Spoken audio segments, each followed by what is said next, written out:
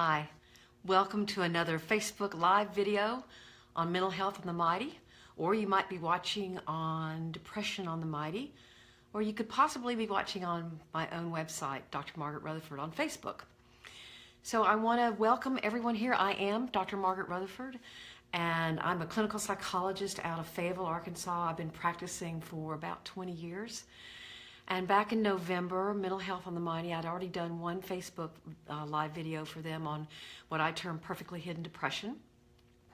And they asked me to become a bi-monthly video contributor to Mental Health on the Mighty, and I'm absolutely delighted to be here. I've researched a lot about depression. As I say, I've been in practice a long time, so I've treated a great many people with depression, and perhaps if you tune into this, you either have depression yourself or you love someone who has depression.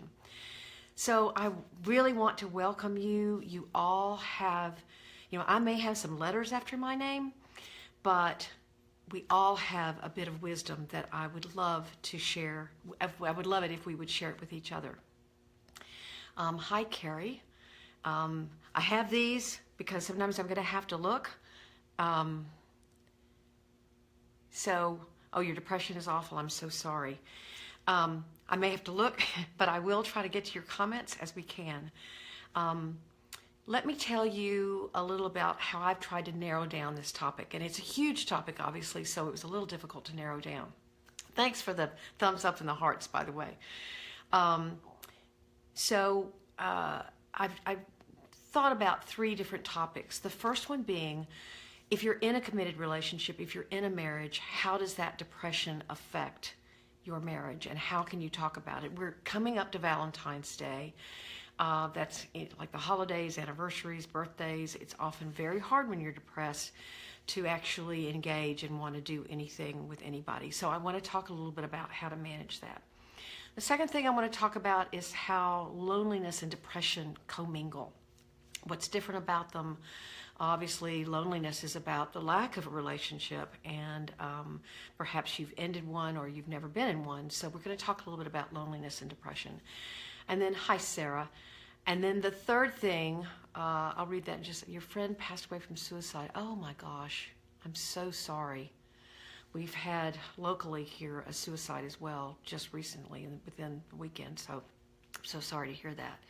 But the third thing, trying to keep on topic because I can get off on a tangent. The third thing I want to talk about is if you're depressed and you actually meet someone, and how, when do you tell them about your depression? So, okay, there's someone who's taking lithium. Hi, Ramon. Oh, she says this page is amazing. I don't know which one you're on. It may be Depression on the Mighty or Mental Health on the Mighty. I have been so impressed with their work. I discovered them maybe 6 months or so ago, and again, they've been wonderful and published a good deal about what I call perfectly hidden depression. You can look for me there. But anyway, I'll talk a little bit about me as we go. But let's go to the first topic. How do you admit and talk with your partner who you're in a committed relationship with about your depression? So many times we avoid those discussions because we just say we're depressed. I don't even want to engage. You tend to isolate with depression, or you're very agitated and angry. So I think that talking about the depression and how it's impacting the relationship is important without shaming yourself for it. Let me see what people are saying. It's the hardest thing. This conversation will be amazing for when I start my study with youth work. Great, great. Okay, so basically, I believe that it is better I've watched a lot of people try to deal with special occasions or family events or whatever, and they're depressed. And a lot of times my advice is to try to reach that balance between really pushing yourself to re-engage, pushing yourself to connect. Depression in and of itself is sort of is like a implosion of the self. So you want, part of the work is you reaching out to others. But there's a fine line between trying to re-engage with others and then expecting too much of yourself. So you have to balance that. sometimes you have to say, I'm simply too depressed. I'm going through a really low period right now, and I'm too depressed. I would not be fun. And I think if you talk to your partner about that and they trust that you're doing everything you can to get better, then you can say, I can't go to the wedding, or I'm just not up for the birthday party, or can I have a Valentine's rain check? Because I'm really working on this hard part of my depression and therapy, and I can't express to you how much I treasure you and care about you right now. I would rather people be that honest so their partner doesn't get their expectations up, and both of them say, okay, we can weather this. We can get through this. So I think that's the better thing to do. Now, again, you don't want to use it as an excuse to isolate when your partner gives you the gift of saying, well, I really understand that you're going through something hard right now. Andrew Solomon, who I just love, says the opposite of depression is not happiness, it's vitality. So sometimes it's that energy that you just don't have, okay? I'm reading a little bit. I've sabotaged relationships almost before they began for fear of being abandoned once they discover my imbalance. We're going to talk about that, the third topic, okay? Thank you. That's a great comment. So one of the things that I want you to remember this Valentine's Day, birthdays, anniversaries, you just got through the holiday season, is that sometimes the best gift you can give someone is not flowers or candy.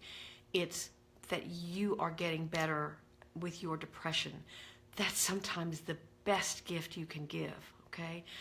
And so, and if you're honest and don't shame yourself, I'm a horrible person because I struggle with depression, then your partner can join you in that and say, I know you're trying.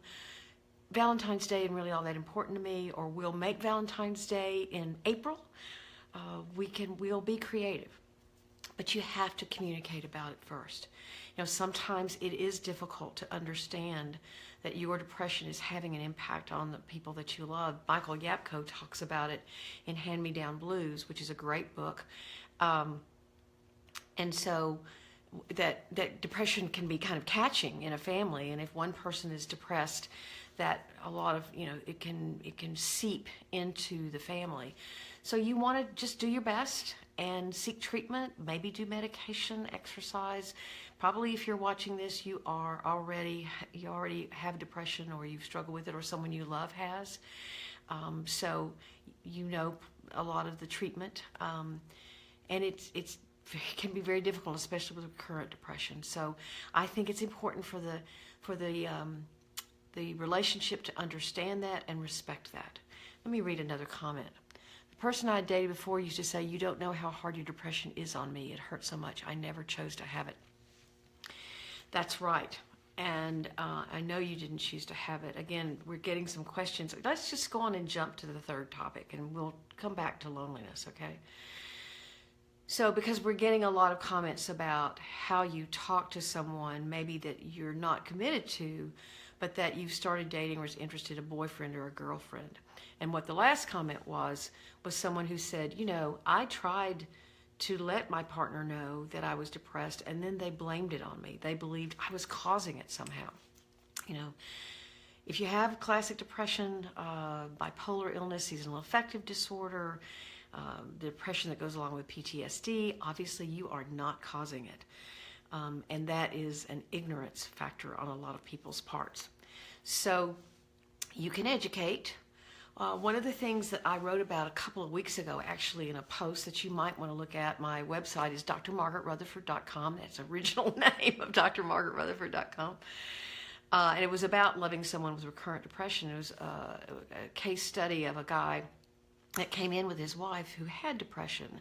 And I came up with a metaphor for him to try to understand, because he couldn't ever see any triggers for her depression, but she had genetic factors.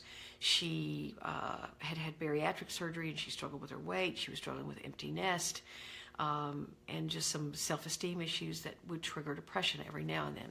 So I used this metaphor. I wish I had it right in front of me because I could read it. I hope I don't forget any of it. But I said, imagine that you were living in a house and there were beautiful carpets all over the floor, really treasured, wonderful carpets. And it was your house to live in. And you looked around and there were some beautiful things in the house. You didn't want to leave, but you had to live in this house. Now, the magical thing about this house was that every night the powers that be would come and dig a hole in the floor and cover it up with a carpet. Now, you couldn't move anything, but it was your job to get up the next morning and walk around in your house. Well, you can imagine how you'd feel. You'd feel timid. You'd feel frightened. You'd feel nervous. You'd feel agitated because you would never know when you might fall in a hole through the carpet, right?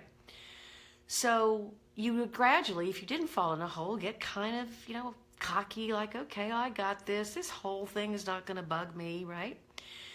And then all of a sudden, you fall in the hole.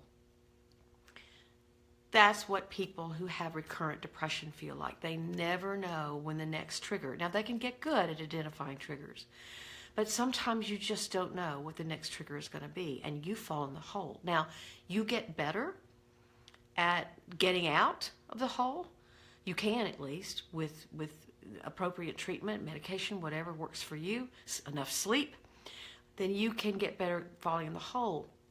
But you are going to fall every now and then. You have to manage your depression, right? Those of you with bipolar disorder know this. Those of you with major recurrent depression know this.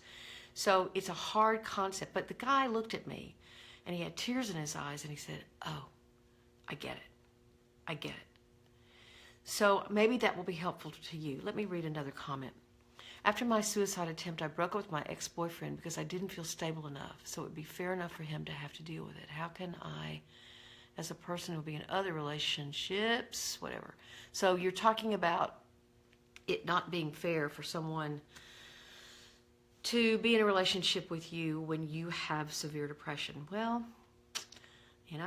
my feeling is that that's really not up to you. It's kind of like, again, Michael Yapko, I've been to several seminars of his, would say, it's really not your right to decide what other people are going to think about you, whether they think you're a great person or whether they think, I'm the kind of person, I care if you deal with depression. I care if you get suicidal. But I love so much of you that I need to try to understand. I can't fix it for you. I can't do anything like that, but I can try to understand what you go through, and maybe I can help. So I understand that it is difficult to know that you have a condition, that you have to manage a condition that is going to impact someone who loves you. That says a lot about your own integrity, that you care, okay? You care that something that you have, just like you would care if you had diabetes, just like you would care if you had irritable bowel syndrome, just like you'd care if you had cardiovascular illness. You care because you love the person and you don't want their life to be impacted, but that's just part of loving someone. Some of us have really strange mother-in-laws or father-in-laws. Some of us have other family issues. Some of us have physical issues. Some of us have mental issues. So you get the whole package when you love somebody. And I would urge you to think, it obviously is something I want them to get to know about me. I want them to understand that. I don't want to avoid talking about it. If it's severe enough, they're going to find out anyway, right? Because you won't be able to stop it. But I would really recommend that you think about accepting it yourself. Maybe that's really the key. The more I think about it, that's really the key, because I think sometimes we project our shame onto other people, and so we think they are struggling more than they're actually struggling with us having to deal with depression. Now, I am not saying, guys, and you probably know this better than me, that there is not significant stigma or prejudice against depression and other mental illnesses. I know that. Of course there are. I have panic disorder. I have anxiety. I've had a history of an eating disorder. I don't like it. I know that some people if they saw me have a panic attack, they go, oh my gosh, I never want to go to her as a therapist. She's crazy. So I get that. But the only thing we can do that is in our power is to be honest about who we are. Whether we're someone who struggles with depression, whether we, like me, someone who has panic disorder, the only thing we have as a tool for people to help understand is our acknowledgement and our honesty about what's wrong. Okay? Let me read another comment. Thanks. I love these comments. Is depression really just in your head? My family tells me that all the time. No. Depression is, of course, your mind is affected by your depression, and frequently your thoughts can get very negative, or you can obsess, or you can worry. So yes, depression is about your mind, but it is not in your mind. It is not a fantasy. Depression is real. I watch people every day get better, and it's like I'm meeting a new person than the one they were when they came in depressed. I see light in their eyes. Their thinking gets more clear. They get more hopeful about life. They get more goal-directed. So it's not in your mind. It is of your mind, okay? The cognitive part of the mental part of depression is just as real as the emotional part. Okay, here we go. The other day I was having an anxiety attack, and my boyfriend asked me what was the main cause to why I was having one, and I explained to him that I don't have a reason for the attack, and it just happens. I have certainly worked with people who can identify a trigger for panic, and I don't want to go too much into panic because this is on depression. But actually, I've never met anybody that has severe anxiety that's not depressed about it. So, and there are some panic attacks that don't seem to have a trigger. Actually, if you go into therapy and have a good therapist who knows what he or she is doing, then you can track back to what may be triggering those panic attacks. You can't always, but you can often, and it can help you begin to circumvent or prevent yourself from getting so anxious. So that's one thing. Somebody offered a video. Thank you. Okay, here's from Carm. How do you get help with depression? I have awful thoughts of dying and other dying. I cry all the time, and I've spent days in bed, but I keep going because of my kids, but I'm miserable. Well, you have to admit to somebody what you're really like. You have to admit that you're really depressed. Again, we're talking about relationships and depression. If you're hiding it or trying to hide it, then you will stay miserable inwardly.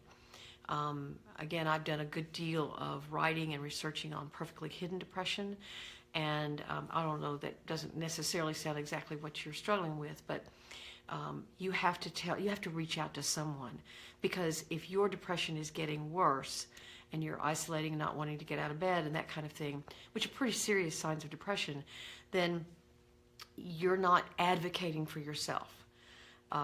And you have to not believe the people that tell you, oh, it's all in your head, you just need to snap out of it, put a smile on your face, whatever. That's not a permanent solution by any stretch of the imagination. So you need to seek out people's help that actually are educated about it and know what they're doing and can help you. Let's talk a little bit about the difference between depression and loneliness. Again, we're coming up to Valentine's Day. There are a lot of people who don't either have lost their relationship, they're divorced, they're estranged, or they don't have one at all that they're enjoying. Perhaps they've never had one. Now I see some questions about medication. We'll talk a little bit about that. So, what's the difference between depression and loneliness? I mean, you're not always lonely when you're depressed. You could isolate when you're depressed, but that's not the same thing as loneliness. With loneliness, you want connection. You're looking for connection, and you can't find it. It's a very helpless feeling. Now, there's a lot of helplessness in depression. So they obviously can commingle. When you're lonely, if you've been lonely long enough, that can lead to depression because it eats away at your self-esteem and your self-worth. One of the things, again, I like to tell stories, and one of the stories that are kind of a thought exercise I give to somebody who's struggling with loneliness is this. Imagine 6 months from now, the powers that be came to you and said, okay, you're going to meet someone who's going to be very interested in you in 6 months. How would you spend the next 6 months? And I get varied answers, but the answer I'm looking for is, well, I'd make my life as happy and fulfilled as I possibly could. I love that answer, because the reason why it's a great answer is because if you are urgent, if you are looking around and thinking, I'm never going to find anybody, then one, of course, that can lead to depression. But two, who you're going to attract in that 6-month period of time is somebody who's what I would call a rescuer. Somebody who's going to come in and your life's out of control. Your self-esteem is in the what's the term I'm looking for? Anyway, it's low. And so you're going to attract someone who's going to fix you. And those relationships, eventually you get tired of being fixed. And two, they're not great relationships. The savior-victim relationship is a bad dynamic to get into.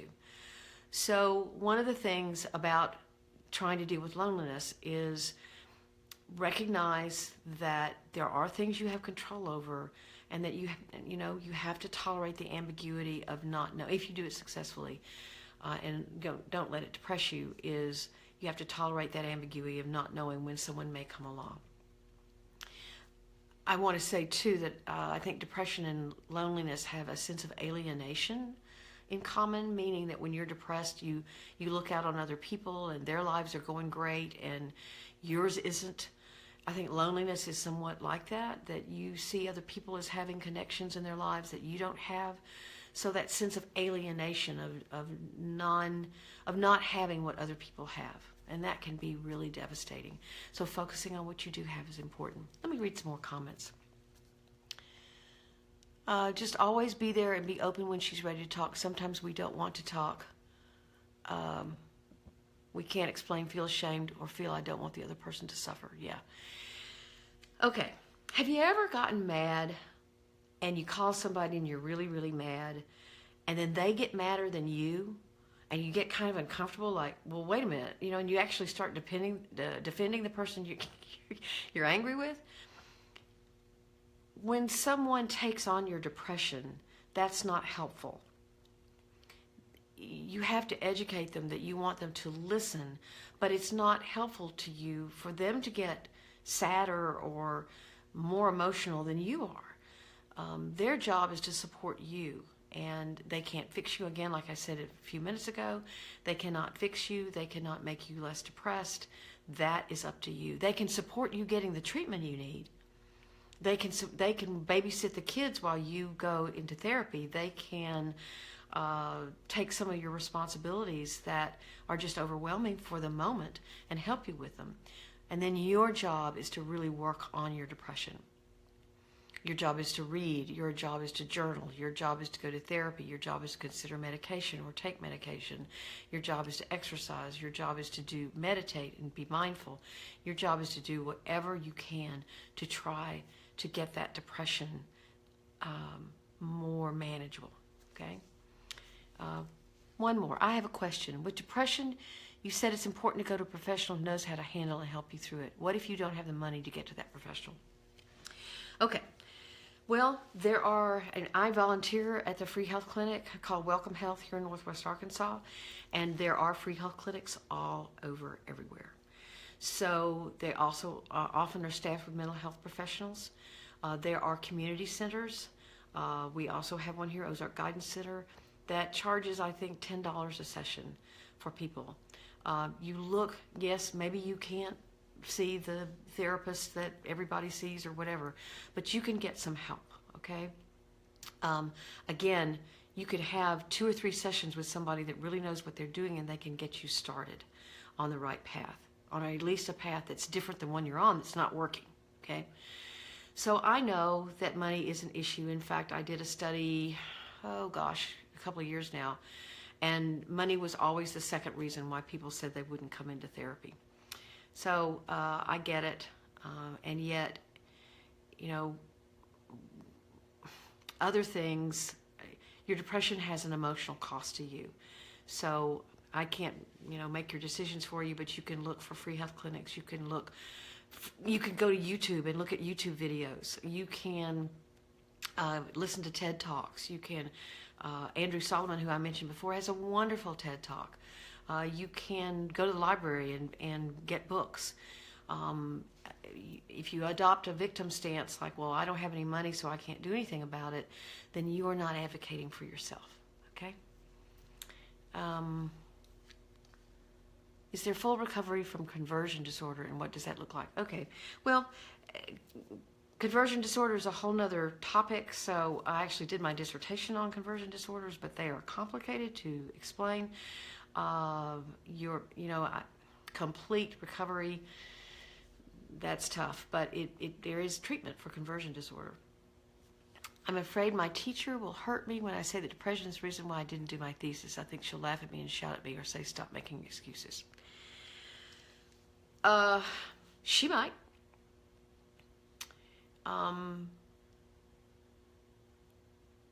If you're not doing your thesis because and you're really trying to manage depression and you're doing everything you can, then you can go to her and say, these are the things that I'm trying to do, but this is overwhelming and I need again, you may be projecting your own shame onto her, thinking I'm going to be rejected because I myself find this so difficult and overwhelming, and I'm mad at myself because I can't finish my thesis. Obviously, if you're in a program getting a thesis, earning a thesis or earning a master's, you've done a lot of things very, very well. And trust that, just the fact that you tell her you're depressed, that's one fact she knows about you. You obviously have done a lot of work to get to where you are with a master's. I could go to free clinics, but I can't afford the medication. Well, in free clinics, the medication's free too, okay? So you have to go and check it out, all right? So let me, gosh, these are great questions. It's very difficult for me to open up to others, and even my doctor did nothing after I told her. So I'm too afraid to go to the therapist. It's so hard for me to trust and speak to other people. Medical doctors, sorry, that was a long sigh, wasn't it? Medical doctors sometimes have trouble with things that aren't tangible. Many of them are wonderful with mental health issues. Some of them are not. I would invite you to search for somebody that has the reputation of understanding mental disorders and helping with them. Therapists, you're not going, you may go to a crummy therapist. You may go to somebody who doesn't have a lot of empathy or understanding of your particular mental issue. Again, I'd ask around. I have more people come to my practice because they say, I talked to a friend and you really helped her, so I want to try to come to you. So again, use your connections, okay? If you get disappointed, keep on looking. All right. Well, I'm trying to think what time it is. Okay, wow, we've already done almost 30 minutes. Thank you so much for tuning in. I want to tell you a little bit about me again. I'm Dr. Margaret Rutherford. I have a website called drmargaretrutherford.com. I have a new podcast that is both on iTunes and Stitcher. I talk about depression there. It's called Self-Work with Dr. Margaret Rutherford. And I'm on Twitter. My Facebook is facebook.com, Dr. Margaret Rutherford. I'm on Twitter at Dr._Margaret. And I'm going to be back on mental health on the Mighty in April. I'm not sure what we'll be talking about, but it'll have something to do with depression. Oh, you can email me as well. I answer every email. It may take me a little while, but I do answer it. It's askdrmargaret at drmargaretrutherford.com. Thank you, everybody. Thank you so much, again, for your own wisdom. I hope you'll join me on my website or on my podcast. I'd love to have you as a subscriber or a reader. And thank you so much for being so highly involved today. I'm going to go back and pick up some of the questions that I did not get to answer. And I so appreciate you. Hope you have a warm, cozy Saturday afternoon. And maybe you can get a little fire going like I did, except, you know what, I've got old Christmas presents in a pile over there that my husband still hasn't cleaned up. So, you never know. Okay, thank y'all so much. I'm Dr. Margaret Rutherford. And you've been on Mental Health on the Mighty. Take care. Bye-bye.